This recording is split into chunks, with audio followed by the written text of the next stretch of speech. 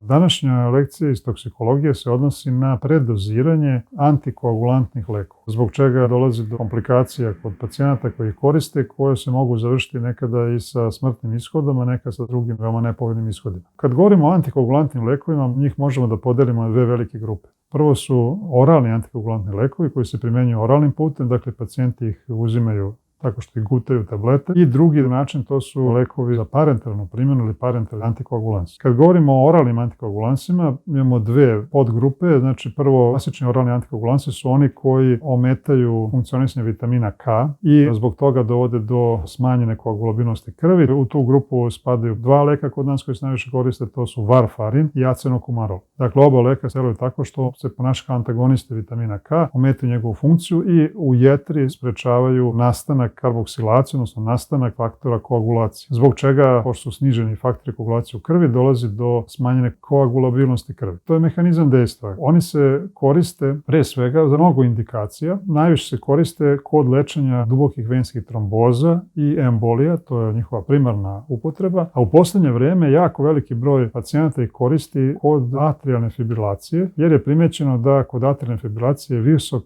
stepen nastanka tromba u pretkomorama srca i zatim posle toga embolije. Kad se ti trombi pokrenu iz pretkomora i odu dalje, mogu dospeti ili u pluća, pa nastati plućna embolija, ili mogu dospeti u mozak gde nastaju razni vidovi moždanog udara.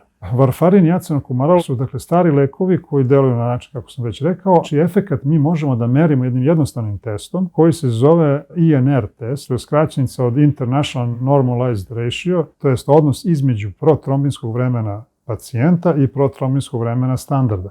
Normalno, INR kod zdravih osoba koje ne uzimaju nikakve lekove je oko jedinice. Ako pak dajemo ove lekove, varfarin i acenokumarol, INR se produžava i mi se trudimo da on bude između 2 i 3, to je da protrombinsko vreme kod pacijenta bude 2 do 3 puta duže od protrombinskog vremena standarda. U dejstvu ovih lekova postoji latentni period, to je efekat će se vidjeti tek posle otprilike 2 dana kad počnemo sa njihovom primjenom, zato što u krvi postoji još uvek izvesna količina faktora koagulacije, dok se oni izmetabolišu, tek onda će se vidjeti da se novi ne sintetišu pod dejstvom ovih lekova i onda će se spoljiti njihov efekt. Onda mi posle 2 dana merimo INR i ako on dospeo u tu granicu, znači 2 do 3, onda praktično održavamo tu dozu varfarina ili acenokumarola koji dajemo i na taj način možemo da pacijenta dugo lečimo tako što ćemo prema tom testu INR gledati da doziramo lek. Ukoliko se INR produži, postane 3-4, mi ćemo smanjiti dozu oralnih antikoagulansa. Ukoliko se taj INR smanji, bude ispod 2, mi ćemo povećati dozu ovih oralnih antikoagulansa i na taj način pacijenta držimo stalno u željenom opsegu antikoagulansa. Problem kod primjene ovih lekova varfarina i acenokumarola je u tome što mnogi drugi lekovi utiču na njihovo dejstvo i mnogi sastojci hrane mogu da utiču na koncentraciju vitamina K, što se onda meša u dejstvo ovih lekova. Najpoznatiji primjer kada je pitanje hrana jeste zeleno povrće. Ako neko jede mnogo zelenog povrća koje sadrži dosta vitamina K, onda će doza leka koja je bila do tada dovoljna da održava INR između 2 i 3 postati odjednom nedovoljna i INR će pasti ispod 2, pa pacijent neće biti zaštićen i onda će moći da dobije trombozu ili emboliju. Poznati su primjeri najčešće mlađih osoba koje koriste ove lekove, na primjer zbog toga što imaju ugrađene veštačke zaliske na srcu, pa da ne bi došlo tromboze, oni ih koriste profilaktički i onda ako su mlađe osobe koje žele da ostvare malo bolji izgled i onda žele da smršaju, onda koriste u ishrani samo zelenu salatu ili neke drugo zeleno povrće, a izbjegavaju druge sastojke, onda mogu uneti veću količinu vitamina K i što će dovesti do gubitka efekta oralnih antikoagulansa koje uzimaju i do pada INR-a. To je klasičan primjer praksi, ali se i na mnogi druge načine može to desiti. Recimo, ako pacijent uzme neke druge lekove koji povećavaju dejstvo, recimo svi antibiotici pojačavaju dejstvo ovih lekova i ako unesete neki antibiotik, a istovremeno uzimate ove lekove, može se desiti da INR postane ne 3, nego 4, 5 i tako dalje i onda je pacijent u riziku da prokrvari. Krvarenja koja su najozbiljnija kod ovih lekova koja se javljaju u slučaju da se oni predoziraju i da dođe do produženog INR-a jesu krvarenje u gastrointestinalnom traktu, pre svega iz želuca, a pogotovo ako neko prethodno već ima neki ulkus na želucu ili 12-palačnom crevu, jer je kod tih pacijenta su već oštećeni krvni sudovi u zidu. Druga opcija je krvarenje u mozgu, to se javlja kod pacijenta koji imaju inače povišen pritisak, koji su stari, imaju aterosklerozu krvnih sudova u mozgu, onda su njihovi krvni sudovi u mozgu tanki, zidovi su inače krvnih sudova u mozgu tanji nego na drugim mestima, a kad još imaju povišen pritisak, oni postanu nedovoljno jaki da pritisak krvi, iako ako još oslabimo koagulaciju, mi možemo dovesti do toga da pacijent prokrvari nekom krvnom sudu u mozgu, a kad se to desi, posljedice su teške jer svako krvarenje u mozgu oštećuje nervne puteve te dolazi do moždanog udara, to jest do raznih oblika neuroloških ispada, odnosno paraliza, nemogućnosti govora, gubitka svijesti itd.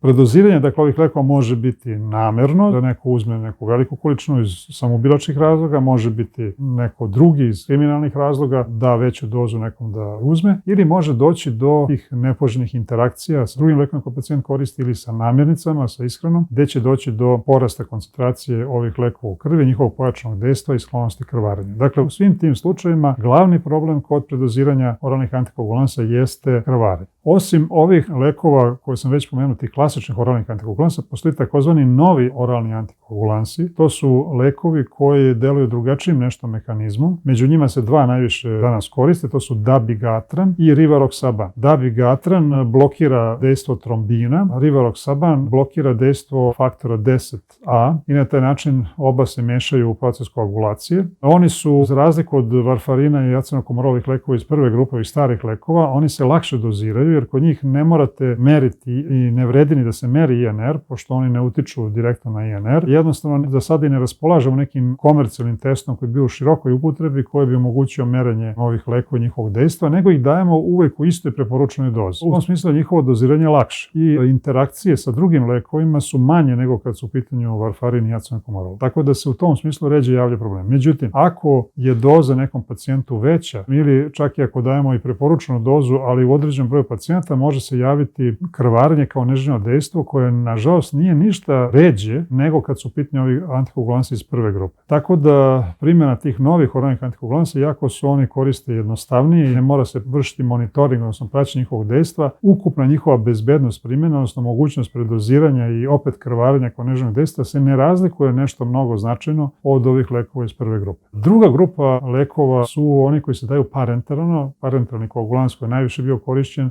jeste heparin. Heparin je mešavina glukozaminog glukana koja se dobila nekad iz sluzokože tankog creva raznih životinja.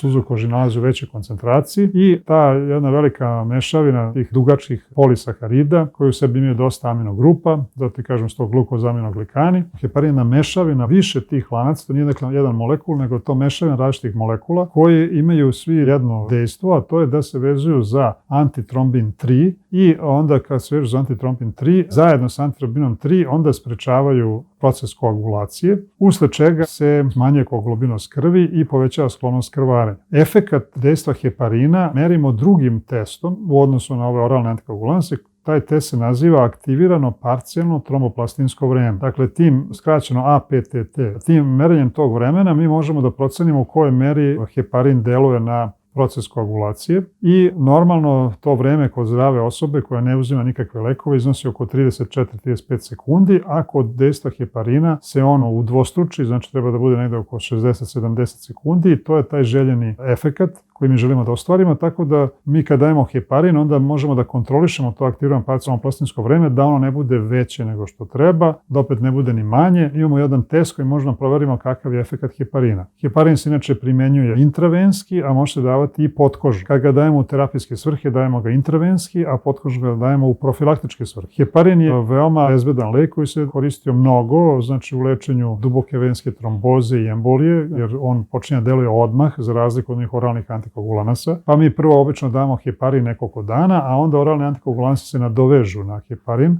Dajemo par dana istovremeno i ove parenteralno i ove oralno lekove, a posle samo nastavljamo sa oralnim antikoagulansima. Takođe, heparin se daje kod hemodijalize, moramo ga dati u sistem za hemodijalizu da bi sprečili koagulaciju krvi. Takođe, heparin se daje i profilaktički i potkožno da spreči se duboka venska tromboza kod pacijenta koji se izlažu velikim operacijama, pogotovo ortopedi gde je ugradnja zgloba kuka i neki druge veće operacije. Dakle, ima jako puno primjena. Problem kod heparina je bio to da ima neželjeno dejstvo da kod 1% pacijenta pacijenata nastane prvo trombocitopenija, smanjuje broj trombocita i ta trombocitopenija koja nastaje u prvih nekoliko dana može biti prolazna i nije toliko opasna, ali posledno 7 dana, ako tad nastane trombocitopenija, nastaje takozvana heparinom indukovana trombocitopenija, koja je izražena, znači broj trombocita padne dosta nisko, ali problem nije tu sada u samoj trombocitopeniji, jer u stvari ne dolazi toliko do krvarenja, nego dolazi do remećenja osim trombocita i nekih drugih prirodnih faktora koji deluju antikoagulantno. I onda paradoksalno možemo imati da kod tih pacijenata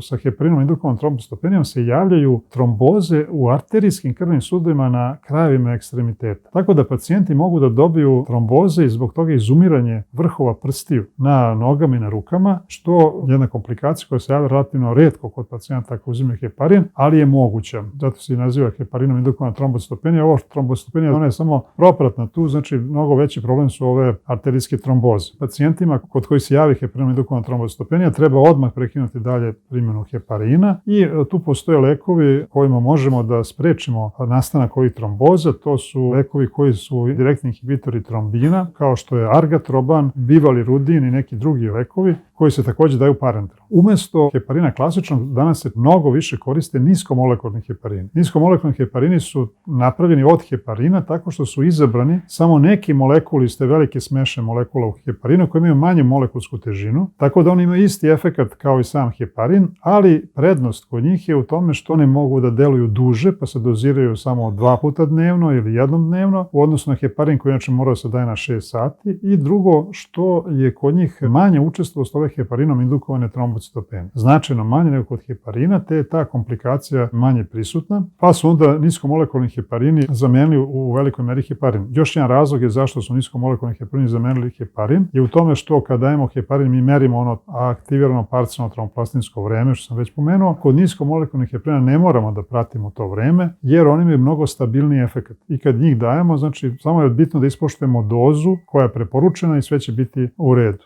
Ako se pak predoziraju, znači ovi lekovi, ili ako se primenjuju s nekim drugim lekovima koji potenciraju njihovo dejstvo, na primjer neki antibiotici, posebno piperacillin, tazobactam, pojačavaju dejstvo niskomolekulnih heparina, onda može doći do pojačanja efekta i do nastanka krvarenja. Opet je komplikacija kod primjene ovih lekova krvarenja. U slučaju da dođe do krvarenja kod ovih lekova, mi pacijentu možemo pomoći tako što ćemo primeniti antidot. Kod krvarenja izazvanog heparinom postoji antidot, to se naziva protamin sulfat. To je lek koji dajemo intravenski, koji direktno vezuje heparin, a može se vezati i za niskomolekulne heparine i sprečava njihovo dejstvo. Kod oralnih antikoagulanasa, onih starih, gde u pitanju su acenokumarol i varfarin, tu takođe postoji antidot koji možemo dati, to je vitamin K. Ali vitamin K počinje sa dejstvom tek odloženo posle par dana, a ako želimo da brzo zaustavimo krvarenje kod predoziranja oralnih antikoagulanasa, ovih starih, kao što je varfarin i acenokumarol, onda to možemo da učinimo infuzijom sveže plazme kod pacijenta ili sveže zamrznute plazme